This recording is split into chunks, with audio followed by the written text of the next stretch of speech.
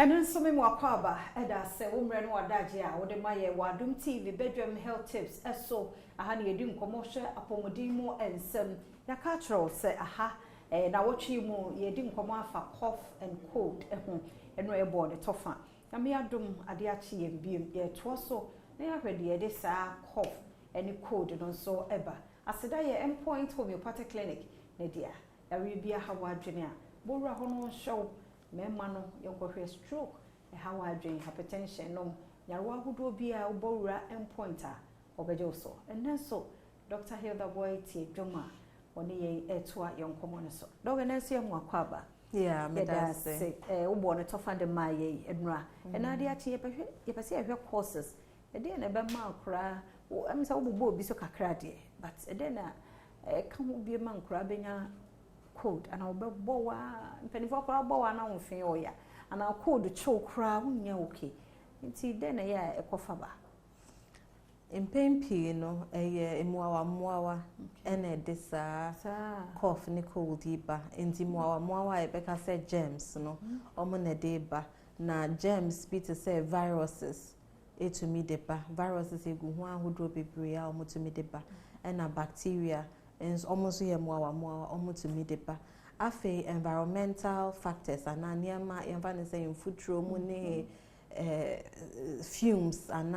pollution and also so to me idea a bit me a trigger ma akola enya sa coffee any cold ibi ebi mo nso wo hono mu a ebi ana allergies ana say ni peduano responded to baby ana kwatia baby and also to me Emma ninya cold no any cough ni bi in some cases ba woka bacteria and viruses no mo wo say mo abesa ye form wo he ye form wo environment nim say yen ye wo wiase no eniema akese na ye ni etumi hu to say nipa emo akese ni ade but ye wo enyama bebre wa environment ni germs bebre eno no just say bia microscope ase na wo be hu say bia aboane ni ana aboane ni nanso say bia obi enya cold yibi viruses no ewo ho no obi enya cough yibi sa viruses yi wo ho enti no wo eni nipa no edi agro yeman sakola na ni nipa ni edi agro unzani ankola tie ordinance akone hwene no dia akona no dia so mu no dia hage oni ade intino sa no na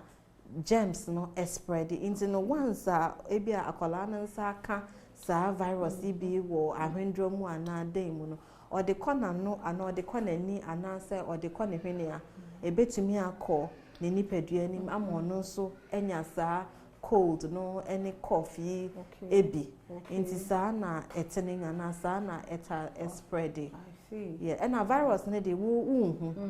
untumi mfa wani ehu but once when obi a wo sa cold na cough no edi nhyiamu no empempi ebi a be 3 days emu ne de wonso so se wunya bia wo be sha ase ehwoyi ewo nipadua mu ebi a wo hwene be start afiensuo uti betumi an start ayewo ya na ebi a obebo wanso na wa hu say wanya bi okay but yebeka say sa nima obobo swe ebi a viruses bacteria environment no emu de pa na factor enuma enkwa nya cold and cough no like inkola no o say senia omuni pedua na nso tie no empempi immunity no enyi endu empempenso a ebetumi akoatia bibia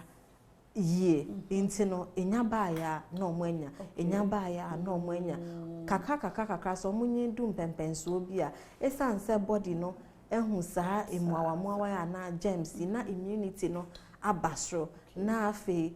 chance omudi benya saa cough ni cold no na afi abafom okay yes okay say ni abatan awofo ni abatan asudie da yeso o se ehwe omuye ene so wadaroma echenya mbo a ye beto so na ya hwe signs and symptoms ana bibietisa enti yebusu ana otwe mu nkomo no obi a betimi anya cold basa obanya cold a anu odin na o sa agbo waka ho a anu odin e ba nsi anu abatan o ma ya ha mesro ye ntie ni ye ebeboa ye yɛda endpoint obi kwate clinic ase ne number is 0244